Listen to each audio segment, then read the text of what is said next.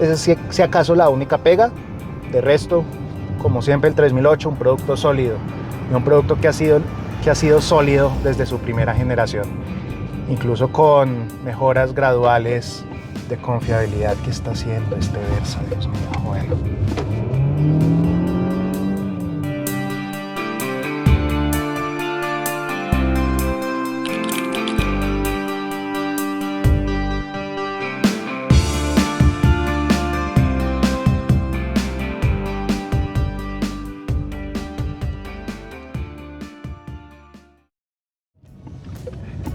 A pesar de que ya forma parte de un gran conglomerado llamado Stellantis, ya no es PSA, Peugeot sigue siendo una de esas marcas que dan esa sensación de ser independientes. Con todo y que ya comparten muchas plataformas y motores y componentes, y desde hace muchos años con Citroën y más recientemente con Opel. Y aún así siguen teniendo ese sabor muy auténtico en muchos aspectos, no solo visuales, sino en la parte técnica, que de hecho en esta tercera generación o en esta primera unidad que estamos probando de esta tercera generación del 3008, no hay tanta evolución en cuanto a motor y caja, porque esta es la primera versión que llega con otra evolución más del motor 1.6 turbo, todavía con la caja y sin de 6 velocidades automática. Y eso sí, el 1.6 turbo, en las muchas evoluciones que lleva, porque se lleva utilizando este motor desde la primera generación del 3008, pues gana algo de potencia.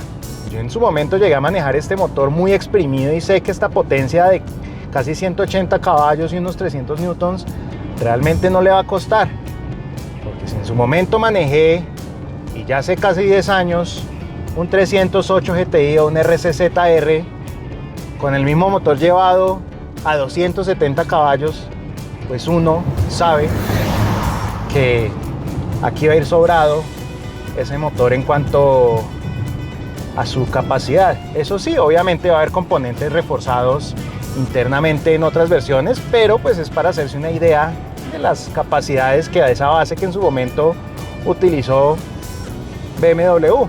Ya no lo usa hace muchos años, pero pues lo que es Peugeot, Citroën, Opel sigue utilizándolo en muchos productos. Es un motor que gana linealidad, que sabe compensar ese peso extra en esta nueva generación. ¿Por qué? Porque crece en todas las dimensiones. Crece 10 centímetros a lo largo, crece 2 a lo alto, crece 5 a lo ancho, es bastante más grande y así se percibe, aunque sigue siendo muy fácil de dimensionar por más de que la visibilidad no sea muy buena. No es muy buena en el sentido de que la zona acristalada es algo más escasa, se le quiso dar más un aire de coupé, aun cuando tiene ese estilo muy parecido a la anterior generación, que seguía muy vigente realmente, tenía casi una década en el mercado y seguía muy vigente. Yo la primera vez que manejé la pasada 3008 fue en el lanzamiento global, precisamente en Italia, en Bolonia, y en ese momento da una impresión muy positiva por los mismos motivos que esta nueva generación me da una impresión muy positiva, y es esa precisión y esa linealidad de todos sus mandos. Desde la dirección, que es rápida pero no excesivamente rápida, a través de este volante minúsculo muy Peugeot, desde la excelente calibración de la caja, que puede que a veces se revolucione un poquito de más en ciudad en vez de pasar al siguiente cambio, pero por ejemplo en carretera la velocidad del kickdown, la velocidad del modo manual, la linealidad del freno, hace que sea muy fácil acostumbrarse a todos sus mandos. Y la suspensión sigue siendo ese esquema muy Peugeot. Peugeot junto a marcas como Mazda e incluso como Suzuki son los maestros del eje torsional trasero. Este es uno de los pocos SUVs compactos que tiene un eje torsional trasero, y simplemente por tener un esquema más sencillo no es que vaya a ser peor. No es tan sencillo como, es multibrazo atrás, es completamente independiente atrás, es mejor. No, depende también no solo del esquema, sino de cómo calibren otros componentes de la suspensión tan importantes como son resortes, amortiguadores, el propio recorrido de la suspensión, muchos otros aspectos, y en ese sentido Peugeot siempre fue muy bueno con el eje torsional. La generación pasada de 3008, incluso de 5008 o en el 308, que es pues la versión automóvil sobre esta plataforma, si bien siempre fueron estables, ágiles, muy seguros y plantados en general, con todo y ese toque un poquito más rígido, un poquito más nerviosito que se percibe en general de su marcha, que no es que afecte la comodidad en general, y se sigue manteniendo acá ese toque un poquito más rígido al comienzo del recorrido. A veces hacía unos extraños, precisamente por ese eje torsional. Uno lo agarraba apoyado en una curva de alta velocidad y a veces uno sentía que se desplazaba un poquito. O en una curva de velocidad media, pero que uno la cerraba un poquito más, a veces uno sentía que se desplazaba un poquito el eje trasero, sin comprometer la estabilidad, pero había que acostumbrarse a eso. Y me da la impresión de que precisamente por ese ancho extra, que no es solo en la carrocería, sino en las vías de ambos ejes, más o menos unos 5 centímetros que ganaron, influye en que pise precisamente más segura, que esos extraños no se sientan. Entonces es una mejora dinámica interesante. Es un poquito más pesada porque es más grande, pero lo compensaron con un motor con más torque y más potencia. De hecho, las aceleraciones mejoró, pero ¿saben en qué no mejoró? En los frenos. Y no va a ser necesariamente por el esquema de frenos, bastante normal en esta gama, unos discos ventilados adelante, unos discos sólidos atrás, una mordacita de buen tamaño adelante. No va a ser necesariamente que empeoró la frenada por eso, ni porque se fatigaron un poquito más de la cuenta, aunque es un vehículo bastante nuevo y en estas pues asenté las pastillas. ¿Por qué percibo yo o por qué creo yo que empeoraron esas frenadas? Por las llantas. Siempre que he manejado un Peugeot muy francesa, apoya a una empresa francesa y pues siempre traía sus Michelines. Y en últimas me tocó un Peugeot con Continental. Pero ahora esta 3008 trae unas GT. La primera vez que vi unas GT fue de un Chevrolet Cavalier, o así se llama, el Chevrolet Cavalier, que se vendió en México hace unos 7 años, que básicamente es un producto de origen chino, muy bien desarrollado para otros mercados. GT es una marca de esa procedencia. Luego vi esas llantas de esa misma procedencia en un Volkswagen Polo brasileño y nunca pensé encontrar esas llantas en un Peugeot de origen europeo. O sea, Peugeot no nos estuvo apoyando con varios vehículos, según estamos viendo, a otra empresa francesa, sino que optaron por unas llantas chinas que evidentemente les van a salir a un precio más favorable, y eso multiplicado por miles y miles de unidades al año pues les va a ahorrar una millonada. Sin embargo, pues en esas distancias de frenado se refleja que ganamos más o menos un par de metros, y fue exactamente la misma recta, fue el mismo conductor, fue las mismas condiciones realmente. Entonces las frenadas en términos generales no fueron malas, pero uno se queda con ese sabor de que pudieron ser mejores. Igual, bueno, más adelante alguien podrá cambiarle las llantas ya cuando se agote su vida útil. Y ese es el único, digamos, sinsabor que queda en la parte dinámica de este 3008, porque con todo y un esquema de suspensión más sencillo, sigue siendo de las mejores en términos de manejo y de precisión. No necesariamente en cuanto a retroalimentación para esos conductores más puristas, porque pues para un precio similar ahí va a estar una Mazda CX-50 Turbo, que también tiene un motor mucho más grande, aunque también bastante más glotón. Sin embargo, ese toque tan europeo y tan auténtico de este Peugeot, como se siente, realmente muy agradable. Y un valioso paréntesis para nosotros que probamos en la noche, y lo mencioné también en su momento que en el Audi Q6 e-tron, y son estas luces tan buenas. Son luces también adaptativas, tipo Matrix, tipo matricial, que seleccionan los obstáculos, los otros vehículos que vayan junto a uno, hacen una sombra y mantienen las altas alrededor. Esta no tiene, digamos, esa sofisticación del Q6 e-tron, pero pues es que el Q6 e-tron cuesta 330 millones mínimo, esto está en 180 esta versión a la fecha. Esto más bien funciona como las luces que vimos en la Opel Grandland, la versión más completa a la fecha, porque esa está próxima a cambiar. Y son luces excelentes, en cuanto a ese contraste, buena profundidad y esa buena claridad, porque hay luces que alumbran un poquito más en una zona pero se sienten más tenues en otras. Estas luces son muy parejitas, bastante buenas. Eso realmente se agradece, más porque ya son vehículos de cierto valor, y en vehículos de cierto valor no siempre se notan unas buenas luces, y eso siempre va a ser muy valioso para un viaje en carreteras que no siempre están bien iluminadas. Entonces, bien, por ese lado también. Y en general la conclusión es buena. Lástima las llantas de fábrica, toca ver si todas las unidades son así, porque a veces hay modelos en marcas que pueden tener 3, 4 proveedores distintos. Igual a mí me tocaron estas GT, pero va a haber otras unidades con otras llantas. Eso es algo que igual se podrá averiguar más adelante. Esa es si acaso la única pega. De resto, como siempre, el 3008, un producto sólido, un producto que ha sido sólido desde su primera generación, incluso con mejoras graduales de confiabilidad que está haciendo este Versa. Dios mío, bueno.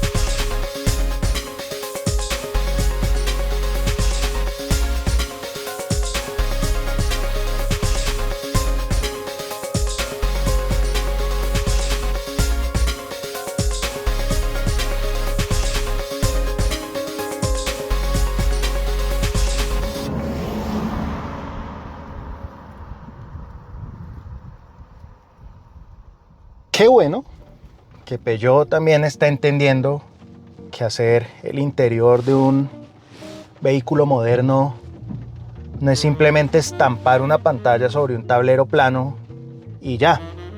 Ya sabemos quién empezó esa moda insulsa en donde los autos se volvieron planos como si fueran celulares. Y Peugeot es de esas marcas que con sus más de 100 años de experiencia como empresa, pues va a decir que no. Y de paso va a evolucionar sobre esa identidad que creó sobre la anterior generación de sus productos. Entonces este cockpit evoluciona con una pantalla flotante muy bien orientada hacia el conductor, pero del 2008 evolucionaron de paso ese concepto de los accesos directos. ¿Por qué? Porque algo que se suele utilizar con frecuencia como la recirculación del aire está acá, junto a los dos desempañadores. No me tengo que meter al menú de la climatización, que de hecho está acá. o si me quiero meter al menú de los asientos, porque los asientos tienen muchas funciones. Están los masajes, está la calefacción, que de hecho está en los 4 asientos laterales en el caso de esta versión. Entonces aquí me guío en los accesos directos para entrar al menú. Aquí está la cámara 360, ¿por qué? Porque ahora sí es una cámara 360 de verdad y se las quería mostrar. Ahora sí se muestra en tiempo real, aunque con un leve retraso, un leve delay, lo que vemos. Y no es esa cámara 360 que solo funcionaba con 2 cámaras en la anterior generación, en donde se grababa la imagen de los laterales, pero no se veía lo que está en tiempo real.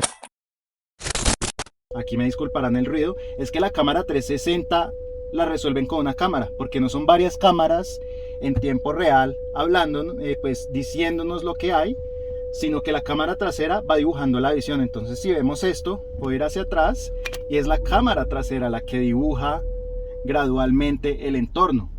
Eso es bueno para maniobrar y para saber lo que hay alrededor, pero para ver algo en tiempo real que se nos puede atravesar no va a ser entonces lo ideal, porque entonces esa imagen no va a estar en tiempo real, sino que simplemente la memoriza. Eso es algo...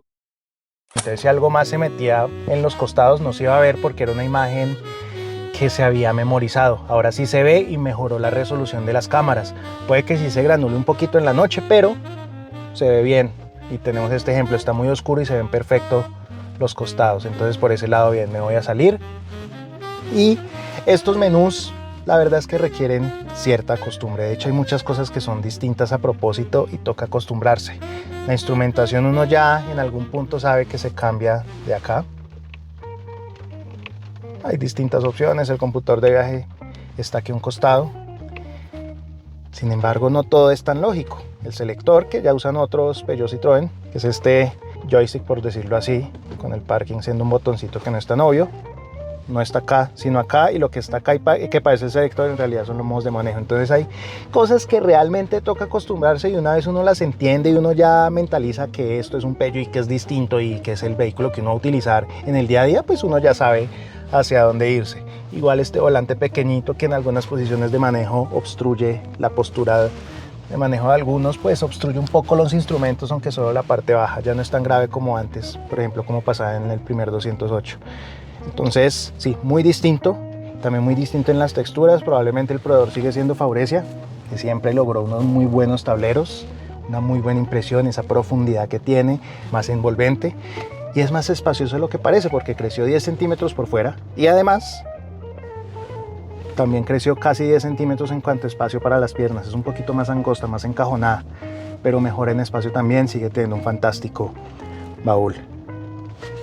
Y en las curiosidades que no se ven, un gran cajón acá complementando el de acá, bien por ese lado, más práctica. Entonces es una cabina bastante vistosa, pero que mantiene una buena funcionalidad. Y los asientos, de nuevo, regreso a los asientos, son fantásticos por soporte, por mullido, por dureza. Son fantásticos para hacer varios kilómetros. De hecho, los soportes se desinflan cuando uno apaga el auto y ya luego se vuelven a inflar cuando uno ya lo prende. Entonces son pequeños detalles que van sumando.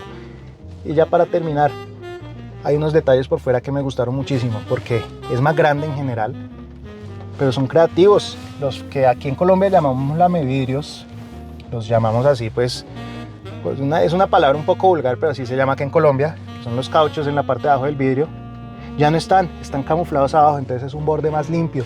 Y el alerón de atrás es hueco, entonces el aire fluye mucho mejor. Como esto tiene forma de cupecito, entonces no necesitamos limpiador atrás, porque el mismo aire limpia el vidrio, así como su propia inclinación, como si fuera un fastback. Entonces, detalles buenos en general. Si acaso, vamos a ver si algún día Peugeot Citroën deja de utilizar esta manija, que yo no sé hace cuánto la vienen utilizando, ahí medio le cambian el acabado y ya. Y estos botones que igual siguen sirviendo bien. Lo otro, y por último, ay, ¿por qué tienen que ser tan difícil el tema del botón de los seguros? A veces uno no sabe cómo desbloquear las puertas y termina abriendo, por ejemplo, la puerta de atrás desde adentro. Pequeños detalles, pero en general, muy contentos con esta cabina.